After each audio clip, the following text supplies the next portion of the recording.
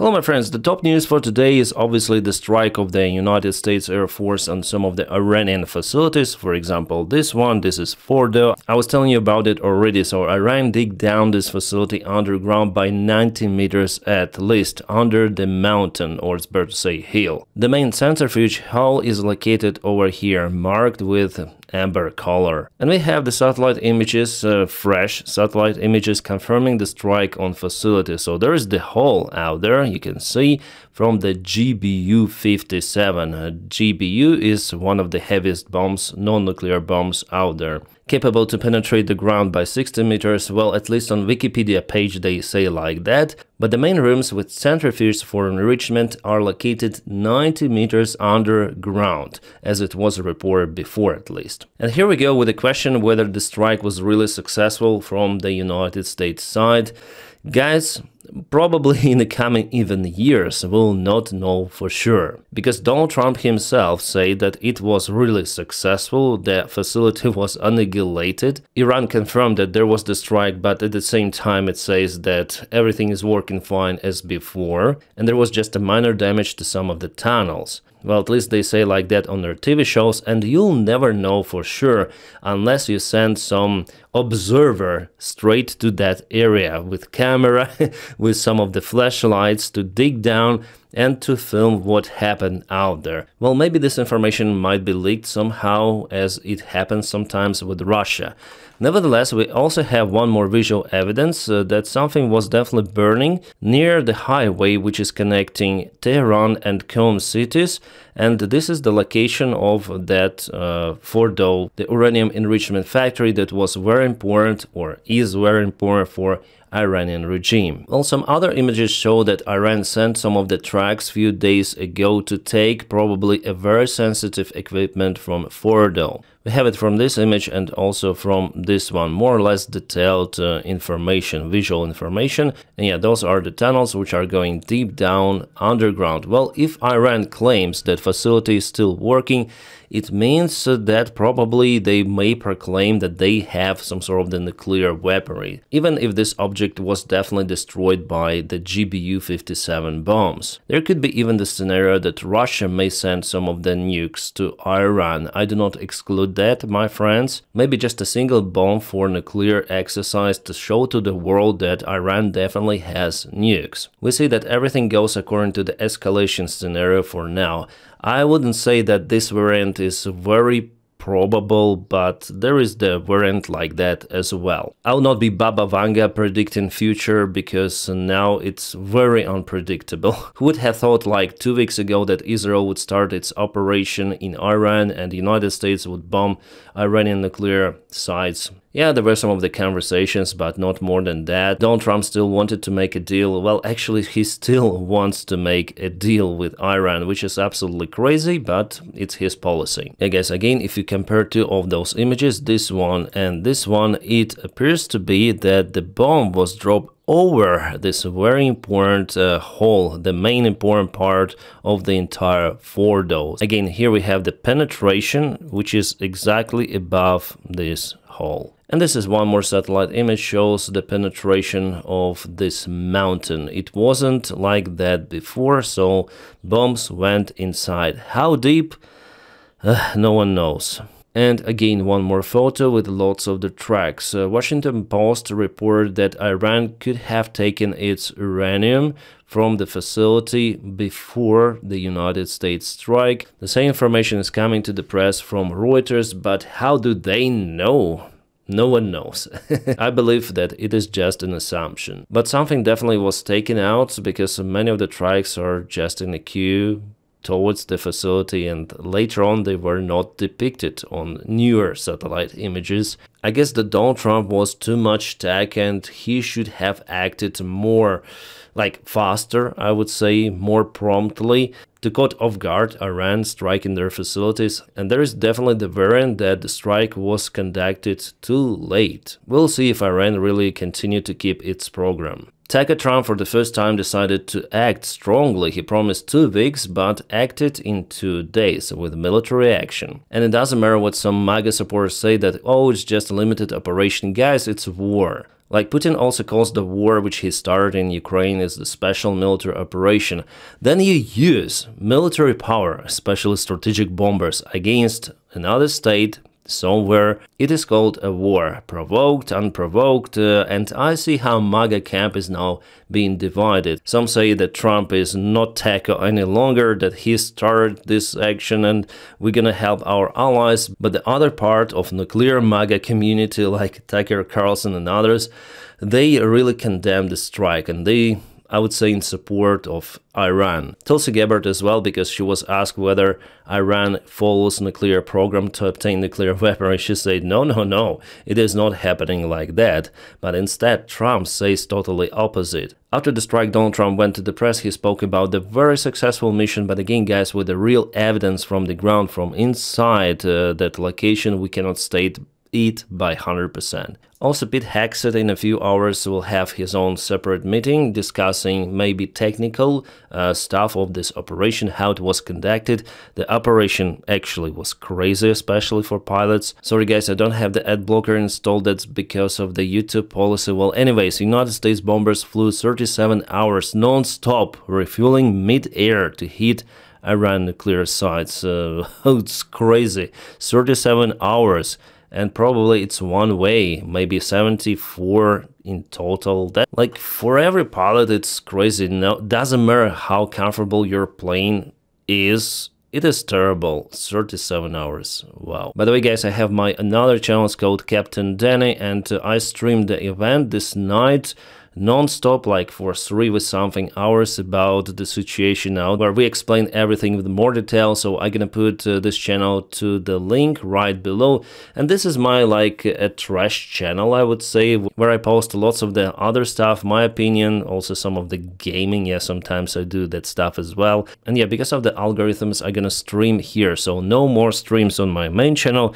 I'm gonna stream here, but almost every day. Every morning I wake up and stream the events which happen during the nighttime. So yeah, you're good to go, and subscribe to the channel if you want, obviously. The link again is in the video description below, and also if you want to support the job that I do here, you may join my Patreon and also press the like to this video, subscribe for the channel you're watching me on, because that is how, guys, you support the job that I do here every day. Yeah, obviously Iranian influencers out there on Twitter, they publish those kind of the images again. And it's really getting out of control because they use AI so much that they forgot how to use a simple Photoshop and After Effects, which creates a way more realistic picture. Yeah, I took it from the Ukrainian side. It's like not even funny any longer, it's the total cringe which Iranian propaganda posts. About the technical aspect of the strike, most of the bombers struck Fordo facility, one hit Natanz, and there was also Isfahan, which was hit, plus the United States used Tomahawk cruise missiles.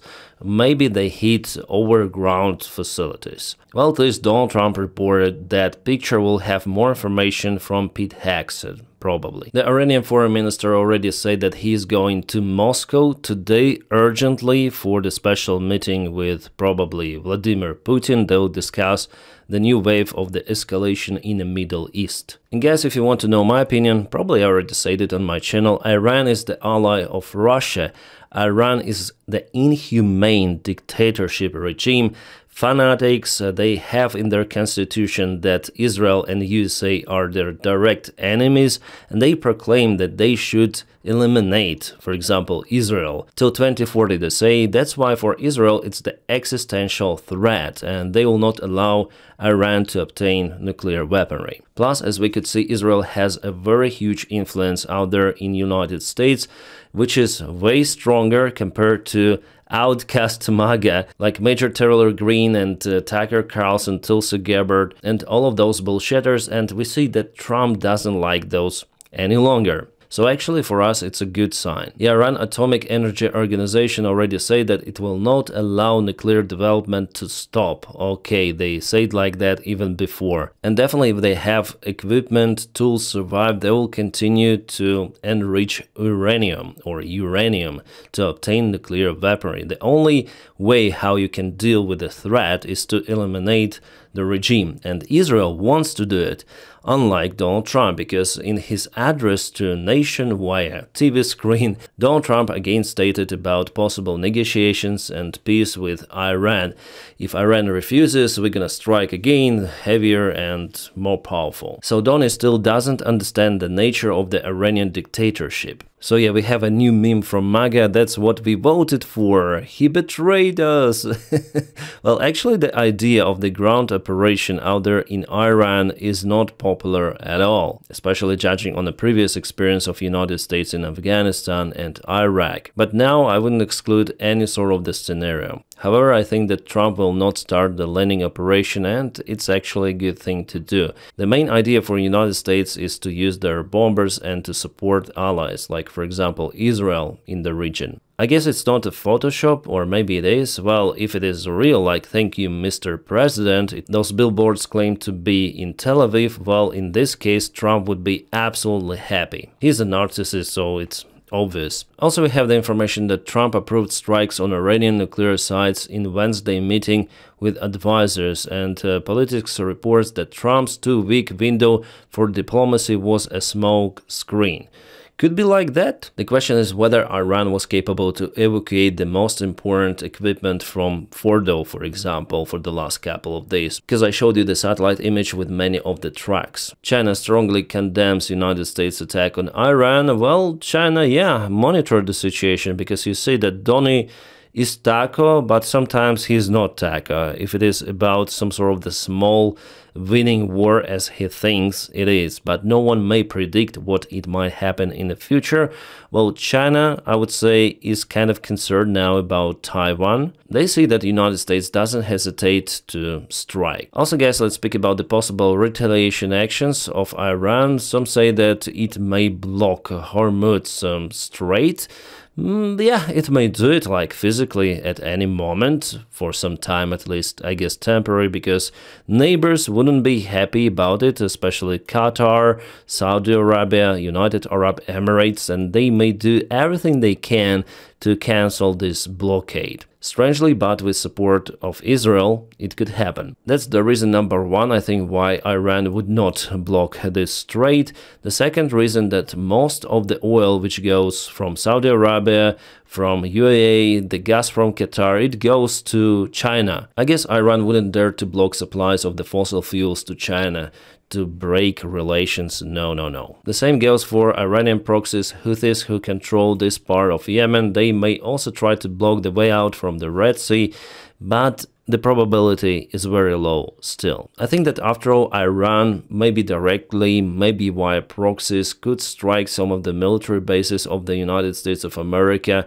For example, base in Qatar, United Arab Emirates, and yeah, it's here, and Saudi Arabia. But Iran lost lots of the military capabilities for this kind of the attack. And there is the air defense, United States evacuated planes, vessels. So yeah, if the strike happens, it might be like very, very small. And as for Ukraine, if the fuel prices stay the same or if they rise just a little, it is a good move from Donald Trump, actually, because Putin's mediation role in talks between Iran, United States and Israel is not valid any longer. Russia may lose its ally in the Middle East, the key ally, Iran, at any moment now, because Iranian regime is very weak. And it is clear now that Donald Trump is not leaning towards the pro-Russian MAGA nuclear community. No, maybe he supported that stuff before, but not right now. For him, those are just outcasts. And the probability for Donald Trump to support Ukraine in military way is higher than before, because it is understandable that Donnie personally likes what happened. Like,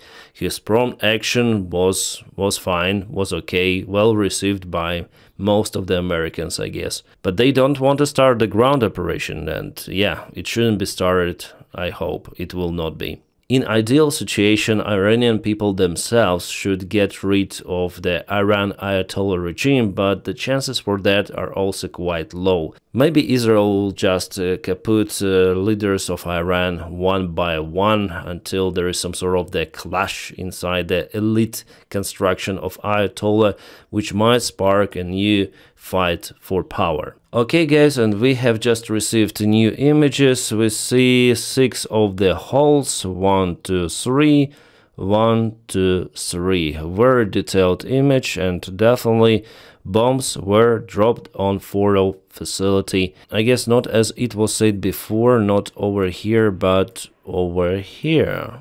Very interesting. Well, obviously, United States, they do have their intelligence data. They know the exact location of the most important rooms underground, and they know how to act. But still, without like real evidence, what happened there, we cannot say by 100% that this operation was definitely successful. What is also interesting that this is the Fordo facility before, and this is the Fordo facility after. What you see, like this blue-gray substance here, are the dust which could come only from the bunkers. Concrete, cement, metal.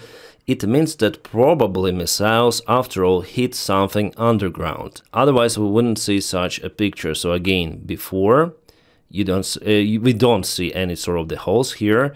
And after, you can see holes here, and lots of the cement dust on top. And here I tend to believe that the strike was successful. The operation name was the Midnight Hammer. Many of the airplanes were involved. Air tankers and B-52 planes too. And right now Pete Hegseth is on his press conference. Maybe he'll tell more details, but in general, well, I see the picture of how it mainly was. Well, Pete says that the nuclear program of Iran has been destroyed completely with the strike.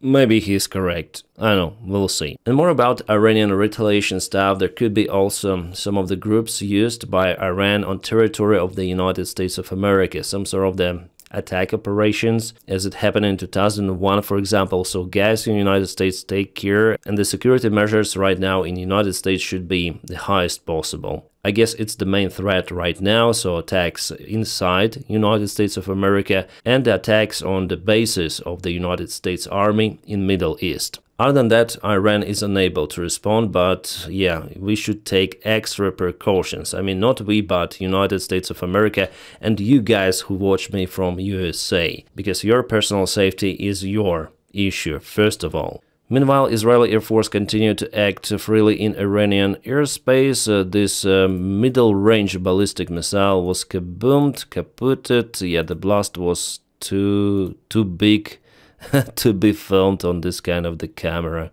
And what is this? Oh, this is the airplane, my friends. Oh, yeah, before little, maybe even double fin construction. Maybe it's Sukhoi, Russian Sukhoi, which Russia sent there before. One more plane, this is F-5 Tiger, which was kaboomed as well. Alright guys, it is more or less understandable what is happening out there in the Middle East, but where it might lead us, no one may predict. We'll see. But we have some awesome news coming from Ukraine, so this video was published by one of the Ukrainian volunteers, Sergei Sternenko. Let's look at it. So here is the Russian freaking train. Yes, the train full of fuel. The video quality is not good because it is coming from the FPV drone. Definitely it is a train which is burning. There are lots of the barrels there, lots of the fuel tanks filled with diesel, and this train was annihilated by Ukrainian drone operators. Fantastic job performed by, do you know whom? Yeah, that's the Ukrainian SBU, the same Ukrainian intelligence group which done the spiderweb operation out there in the Russian bases. And we have one more video from the thermal camera of this train. You can see it here. The train is burning in many of the areas. Nice operation. But you know guys, roughly 3 weeks ago or maybe 2 weeks ago, there was the information about the Russian train which carried lots of the armored vehicles and tanks, and that the Ukrainian army hit the train with FPV drones, annihilated 100 of the vehicles. It was reported by military command of the local group of the Southern Front Lines, but this information, I may say, with like 99.9% probability, is not correct or basically false, because we don't have this kind of the evidence. This strike happened yesterday evening, and this night I already have this image. So yeah, for every sort of the operation nowadays, especially using drones, you should have actually evidence. Here's the video from the Ukrainian surveillance drone which is flying out there in Zaporizhia region, occupied territory of Ukraine. Russia sends those trains not across the Kerch Bridge somehow, but through occupied territories. By the way, it's already the third train which was attacked in this region, so why not to use Crimean Kerch Bridge and to send supplies from the south? Maybe something forced them really to send the trains through the risky roads. Alright guys, we have some of the good news. Defense forces liberated Andriivka, so we have the confirmation from the Deep State military map source. It was yesterday and it is today. It's kind of the rare picture, I would say, but I already told you in my latest update that Ukraine definitely started the counteroffensive in Sumy region,